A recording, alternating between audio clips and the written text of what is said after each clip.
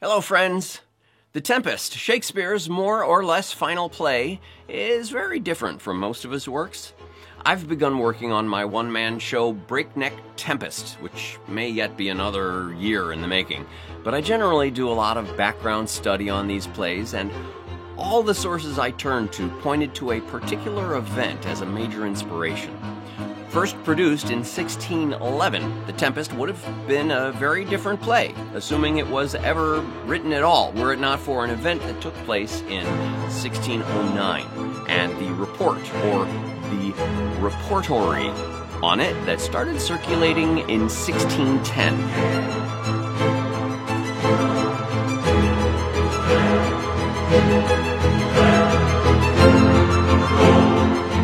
A fleet of 7 ships, along with 2 smaller boats known as pinnaces, set out from England to Virginia in 1609, encountering a hurricane halfway across the Atlantic.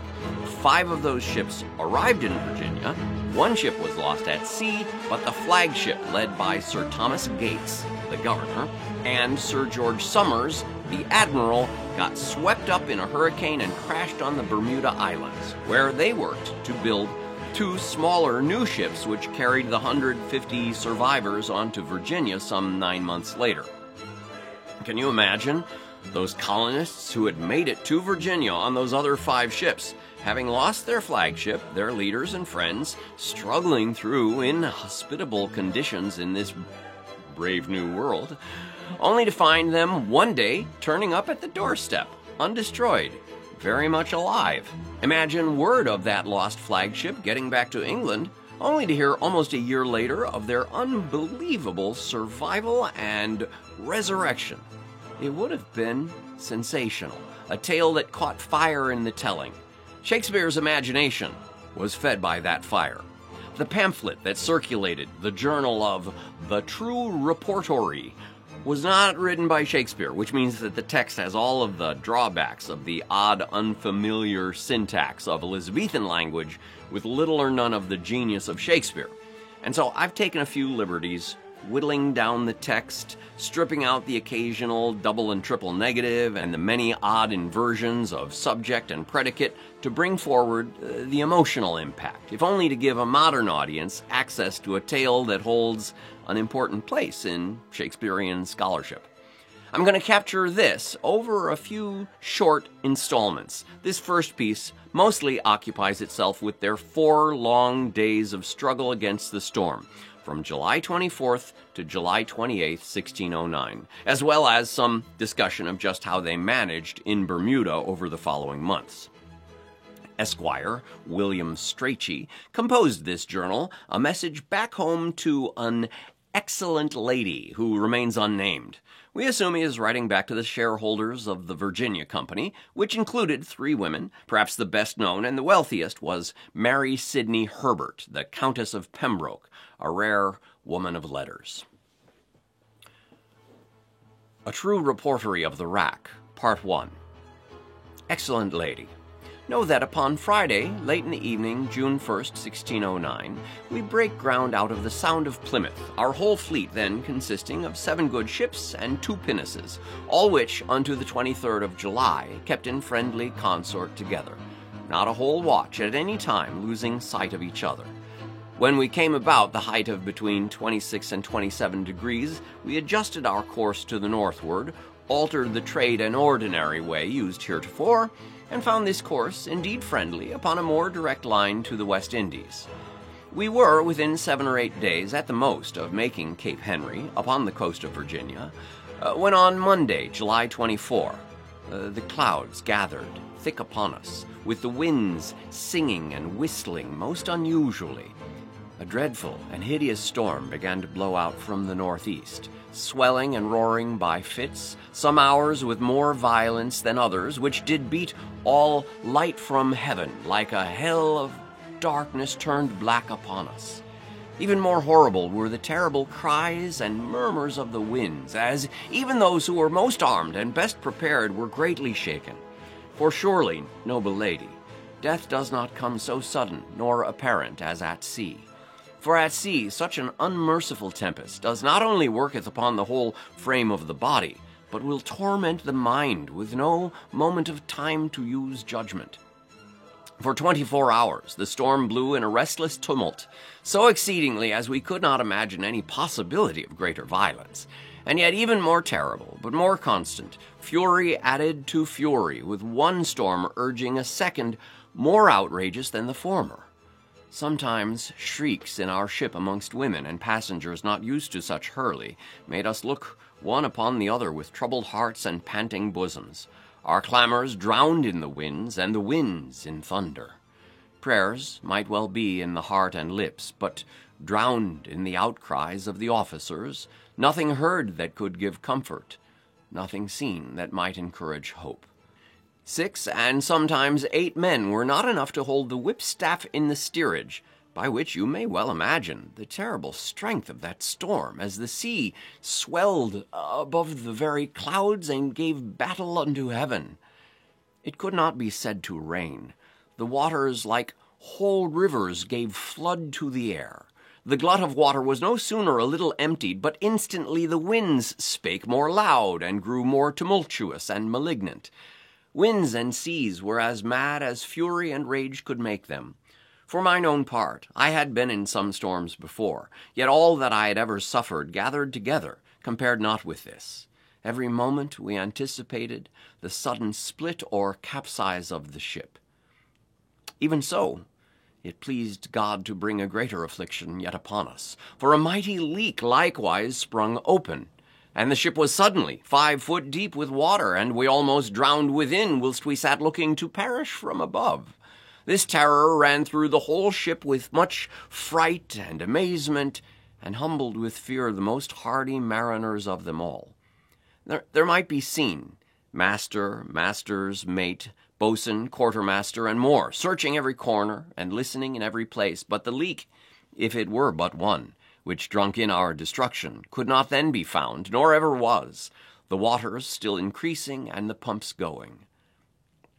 Lord knows, I had little hope and little desire of life in the storm, and it went beyond any reason why we should labor to preserve life. Yet we did, perhaps because any few lingering hours of life are so dear, or that our Christian devotions taught us not to neglect the means of our own preservation. By Tuesday, the 2nd day of the storm, our governor directed the whole company, some 140 besides women, to divide into 3 parts, and appointed each man where to attend, who thereunto took the bucket or pump for 1 hour, and rested another. Even our governor and admiral themselves, not refusing their turn, gave example to others. The common sort stripped naked, the easier to hold out from the pull of salt water. With tired bodies and wasted spirits, yet another 3 days and 4 nights, destitute and desperate, they worked to keep each other from drowning, albeit each one drowned whilst he labored. Once so huge a sea break upon the poop and quarter, as it covered our ship from stern to stem, filling her brim full. This confluence of water was so violent it carried the helmsman from the helm, and wrestled the whipstaff out of his hand, which tossed him from starboard to larboard, absolutely lost. Our governor, below at the capstan, was struck from the place where he sat, which grovelled him, and all us about him. All thought we were now sinking. One thing, there was not a passenger, gentleman or other, after he began to stir and labor, but was able to relieve his fellow and make good his course. And even those such as in all their lifetimes had never done an hour's work before were able twice 48 hours together to toil with the best. Not a star by night, nor sunbeam by day was to be seen through this time. But upon Thursday night, Sir George Somers witnessed an apparition of a little round light, a faint star, trembling and streaming along with a sparkling blaze half the height upon the mainmast, and shooting sometimes from shroud to shroud. For half the night it kept with us, but toward the morning watch we suddenly lost sight of it, and knew not what way it made. The superstitious seamen make many constructions of this sea fire, which is usual in storms. It may be that same apparition which the Grecians were wont to call Castor and Pollux, or which the Spaniards, who have an authentic and miraculous legend for it, call Saint Elmo. We threw much luggage overboard, many a trunk and chest in which I suffered no mean loss, and many a butt of beer, hogsheads of oil, cider, wine, and vinegar. We heaved away all our ordnance, and cut down the mainmast to lighten her, for we were very much spent, and our men so weary, having travailed now from Tuesday till Friday, day and night, without sleep or food. And surely, madam, with 3 pumps continually going, every 4 hours we quitted 100 tons of water, and from Tuesday noon till Friday noon we baled and pumped some 2,000 tons. But it being now Friday, the 4th morning, we came to a general determination to shut up our hatches and commend our sinful souls to God, committing the ship to the mercy of the sea. Surely that night we'd have done it and perished. But see the goodness and sweet introduction of hope by our merciful God. Sir George Somers, when no man dreamed of such happiness, cried, "Land!" Indeed, the morning skies had begun to clear, and we got within a mile under the southeast point of the land. But having no hope to save the ship, we were forced to run ashore as near as the land as we could, and ere night we managed to bring all our men, women, and children, 150, safe unto the island.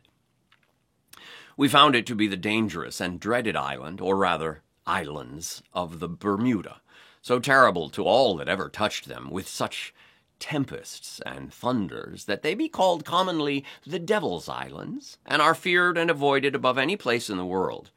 Yet it pleased our merciful God to make even this hideous and hated place both the place of our safety and our deliverance. And while these islands are said to be given over to devils and wicked spirits, we indeed find them not only habitable, but commodious. Truth is the daughter of time, and men ought not deny everything which is not subject to their own sense. The Bermudas be broken islands, 500 of them in a manner of an archipelagus, at least if you may call them all islands, some larger yet than other, lying in the figure of a croissant, within the circuit of 6 or 7 leagues at the most. These islands are often afflicted with tempests, great strokes of thunder, lightning, and rain, more than ever astonished mortal men. These would pass swiftly over, and yet fell with such force at the time as if it would never be clear again. The soil of the island is sandy, dry, and incapable, I believe, of any of our commodities or fruits. Sir George Somers squared out a garden before the goodly bay upon which our governor did first leap ashore, now called Gates's Bay, and sowed muskmelons, peas, onions, radish, lettuce, and herbs, all which in some 10 days did appear above ground, but whether hindered by small birds or flies or the condition or vice of the soil failed to thrive. There is not through the whole islands either rich ground, valleys, or fresh rivers.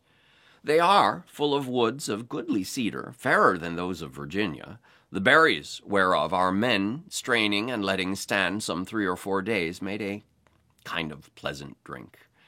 Likewise there grow great store of palm trees, with small fruits like almonds, and, roasting the palmetto, they had a taste like fried melons. The shore and several bays afforded great store of fish, and we daily hooked a good many kinds, angelfish, salmon, stingray, snappers, and rockfish, which our governor dried and salted, for he had procured salt to be made with some brine, and kept 3 or 4 pots boiling. I think no island in the world may have greater fish, for they, sucking the water, which mingled with the juice of the palms, cedars, and other sweet woods, become both fat and wholesome. Fowl there is great store, small birds, sparrows, robins, hawks, owls, and bats, a kind of web-footed fowl hovering in the air and over the sea made a strange and harsh howling. Our men found a pretty way to take them, which was by standing on the rocks by the seaside, making the strangest outcry they possibly could. The birds would come flocking and settle upon the very arms and head of him that so cried, that our men would take 20 dozen in 2 hours. They were a good and well-relished fowl, fat and full as a partridge. There are thousands of these birds, which for their hooting we called the sea owl. We had knowledge of wild hogs on the island, at first by our own swine preserved from the rack, for they would stray into the woods and were followed on their return by a huge wild boar. One of Sir George's men went and lay among the swine, and when the boar came to lie by the sows, he put over his hand and gently rubbed the side of the boar, which would then lay still, at which point he fastened a rope with a sliding knot to the hind leg, and so took him. Our people would go shunting with our shipdog, and sometimes bring home 30 or 50 boars, sows, and pigs in a week.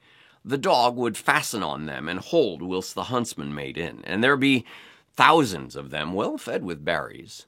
But in February, when the palm berries began to be scant and the hogs grew quite thin, the tortoises came in from the sea, and on finding them, we struck them with an iron, sod, baked, and roasted them. The tortoise is reasonable, wholesome meat, and our company liked them very much. One tortoise would go further than some 3 hogs. Such a kind of meat can neither be called fish nor flesh, keeping most in the water. At such time as the heat of nature moveth them to reproduction, they came forth of the sea, and making a deep pit in the sand, they lay 300 or 400 eggs therein, and covering the eggs, they would return again to the sea, nothing careful of their succession. At the day appointed for procreation of these creatures, there creepeth out a multitude of tortoises, as pismires from an ant-hill, without any help of their parents. And so concludes part 1. Any of this remind you of The Tempest yet? Perhaps the storm scene, or perhaps you caught a glimpse of Ariel? Maybe you caught a particular turn of phrase Shakespeare used in another play. Leave a note in the comments below. I'll be back with part 2, but in the meantime, you can catch me touring the Fringe circuit this summer, 2023, with performances in Kansas City, Indianapolis, and Minneapolis. If you're nowhere near those venues, you can always view shows online at breakneckshakespeare.com. For instance, you can catch all of Shakespeare's histories there for free. There are maybe 100 videos about Shakespeare on this site, so explore. And hit the subscribe button to catch new stuff as it becomes available. I hope to catch you soon. See you on the stage.